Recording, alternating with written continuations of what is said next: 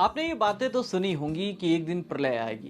कहीं बादल फटेंगे तो कहीं सूरज आग उगलेगा, तो कहीं इतनी ठंड पड़ेगी कि सड़कें चटक जाएंगी।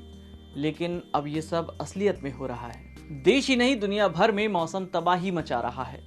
10,000 साल बाद कनाडा में कुदरत ऐसा प्रकोप बरपा रही है कि यहाँ हीट वेव यानी लू ने सारे रिकॉर्ड तोड़ दिए हैं। कनाडा में जहां 16 डिग्री टेम्परेचर रहता था, वहां अब ये टेम्परेचर करीब 50 डिग्री सेल्सियस तक पहुंच गया है। यहाँ स्कूल कॉलेज से लेकर वैक्सीनेशन सेंटर्स तक बंद कर दिए गए हैं और आलम यह है कि 400 से ज्यादा लोग गर्मी की वजह से अपनी जान गंवा चुके हैं। आसपास के शहरों में सड़क पर पानी के फव्वारे छोड़े जा रहे हैं। लोग अपने घरों से निकलकर कूलिंग स्टेशन पर जाकर ठंडी हवा खा रहे हैं। सिएटल, जिसे वॉशिंगटन का कश्मीर माना जाता था, यहाँ भी भयानक गर्मी पड़ रही है। सिएटल में 100 सालों का रिकॉर्ड टूट गया है। टेम्परेचर 44 डिग्री तक पहुंच चुका है। अमेरिका के प्रशांत उत्तर पश्चिमी क्षेत्र में हालात इतने बिगड़ चुके हैं कि कहीं आग न लग जाए, इस डर से यहाँ घरों में बिजली तक नहीं दी जा रही है।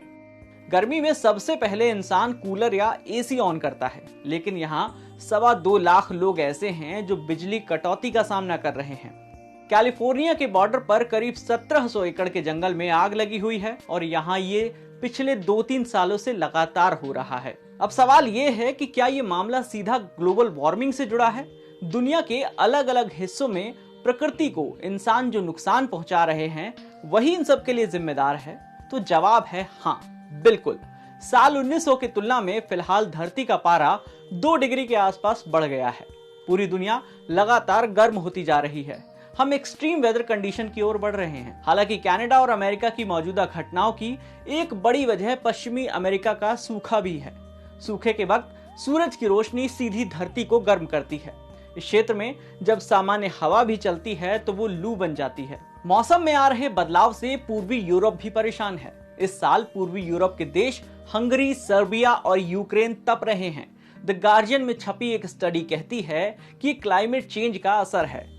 हर साल इन देशों में गर्मी बढ़ती जा रही है। यहाँ के मौसम विभाग ने अलर्ट जारी किया है और ये कहा है कि आने वाले दिनों में भयानक बारिश के संकेत दिख रहे हैं। जर्मनी में भारी आंधी तूफान और बाढ़ का खतरा मंडरा रहा है।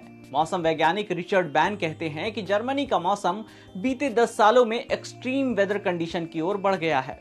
वहीं रूस की राजधानी मॉस्को में साल 1901 के बाद अब तापमान 35 डिग्री तक गर्म हुआ है।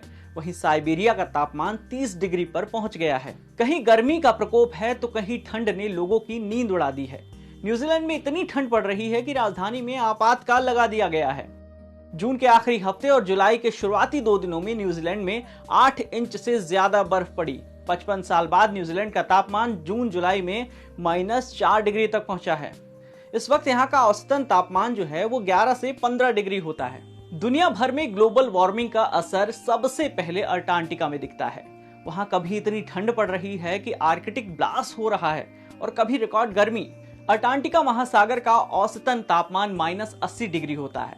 सिर्फ 1 साल पहले दुनिया के मौसम का हिसाब किताब रखने वाले WMO ने बताया कि अंटार्कटिका के बर्फ के पहाड़ों में तापमान बढ़ रहा है।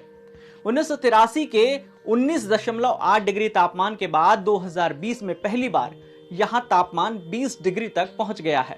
अगर यहाँ के ग्लेशियर पिघलने शुरू हो गए तो समुद्र में बढ़ा पानी धरती पर तबाही मचा देगा।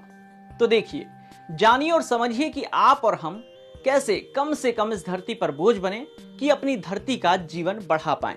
ऐसे ही और भी खबरों के लिए जुड़े रहिए दैनिक भास्कर ऐप के साथ। शेयर और डाउनलोड करें दैनिक भास्कर ऐप। शेयर और डाउनलोड करें दैनिक भास्कर ऐप।